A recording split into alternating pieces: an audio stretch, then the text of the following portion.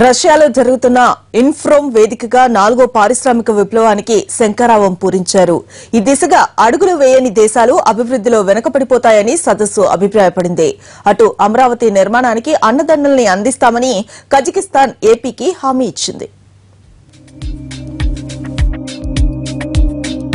భారత్ భాగస్వామిగా జరుగుతున్న ఇన్నోప్రోమ్ 2016 ప్రారంభ వేడుక రష్యాలోని ఎకటెరిన్బర్గ్ లో ఉత్సాహంగా మొదలైంది. భారత్ తరపున కేంద్ర మంత్రి నిర్మలా సీతారామన్ సదస్సులో ప్రసంగించారు. ప్రపంచవ్యాప్తంగా ఆర్థిక మందగమనం కొనసాగినా ఇండియా మాత్రం 7-6% వృద్ధి రేటు సాధించిందన్నారు.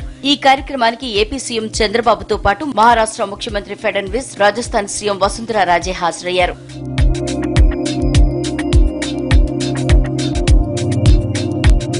అంతకుముందు చంద్రబాబు బృందం కజకిస్తాన్ రాజధాని ఆస్నాలో పర్యటించింది. బెతేరిక్ టవర్ నుంచి నగరాన్ని వీక్షించారు. ఆస్నాను 1997లో నిర్మించినందుకు గుర్తుగా 97 అడుగుల ఎత్తులో నిర్మించిన చిహ్నమే బెతేరిక్ టవర్. ఆస్నా మేయర్ ఇష్కేస్తీవ్తో భేటీ అయిన సీఎం నగర విశేషాల్ని అడిగి తెలుసుకున్నారు. అమరావతి నిర్మాణానికి అండదండలు అందిస్తామని హామీ ఇచ్చారు. ఈ దిశగా పరస్పర సహకారం కార్యాచరణ బృందం ఏర్పాటు చేసుకోవాలని నిర్ణయించారు. వచ్చే నెలలో ఏపీ ఆస్నా ఒప్పందం చేసుకోనున్నారు. కజకిస్తాన్ పర్యటన తర్వాత చంద్రబాబు బృందం రష్యా చేరుకుంది. రష్యన్ వాణిజ్య మంత్రి డెనిస్ మంట్రోతో బాబు భేటీ అయ్యారు. సాంకేతిక సహకారంతో ఏపీలో సాధించిన అభివృద్ధిని వివరించారు.